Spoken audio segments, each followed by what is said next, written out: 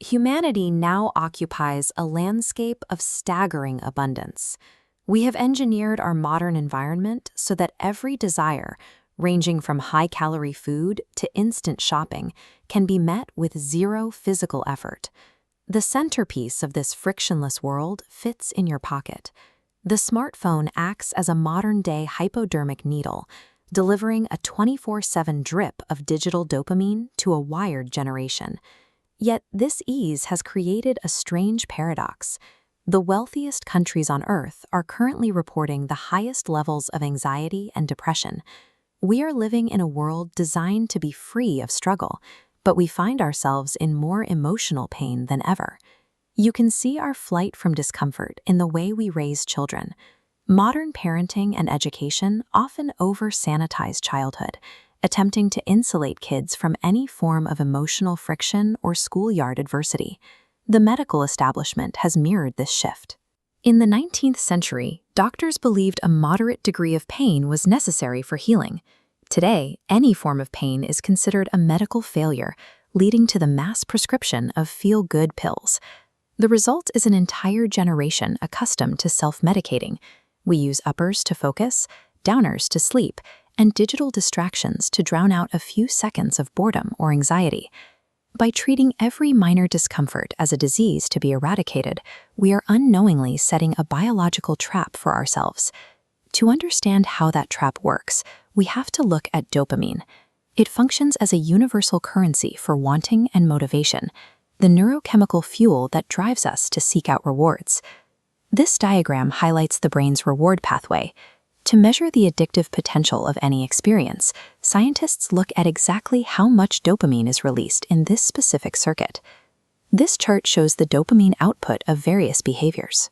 Chocolate increases dopamine by 55%, sex by 100%, and cocaine by over 200%.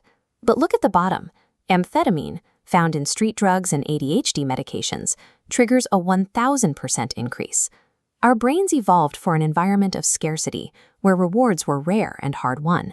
They are physically overwhelmed by the high-potency abundance of modern life. This brings us to a crucial biological fact. Your brain processes pleasure and pain in the exact same location.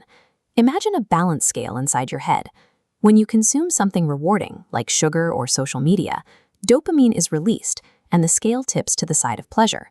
But the brain works to maintain a level equilibrium, a process called homeostasis. To counteract the weight on the pleasure side, self-regulating mechanisms, visualized here as gremlins, jump onto the pain side of the balance. This is the opponent process. To level the scale, the brain must create an equal and opposite reaction of pain. This is the physiological crash, or the immediate craving for another hit. Every prolonged departure toward pleasure carries a mandatory physiological cost in pain. It is a biological law. So what happens to the scale when we continuously pound the dopamine button?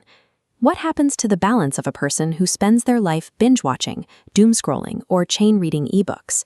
This is neuroadaptation. With repeated pleasure hits, the brain builds stronger, faster defenses.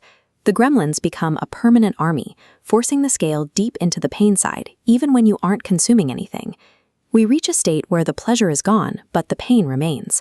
We are no longer consuming to get high, but desperately consuming just to feel normal. We see the reality of this system in chronic pain management. Long-term use of painkillers can actually trigger opioid-induced hyperalgesia, rewiring the body to become more sensitive to pain. The medicine intended to numb the suffering eventually amplifies it. By systematically fleeing from every minor discomfort, we have accidentally trained our brains to exist in a chronic state of pain. The only way out of this biological trap is to stop running. We have to learn to tolerate the pain side of the balance. For many, this feels impossible. Students today report being plugged into devices every waking second. They find the idea of walking to class in silence, alone with their own thoughts, to be terrifying. But recovery is mechanical. By allowing the scale to rest on the pain side without reacting, those internal gremlins eventually shrink. Your baseline resets to a level equilibrium. Making intentional space for friction, boredom, and discomfort is not a burden. It is the only way to rediscover true, sustainable pleasure in an age of indulgence.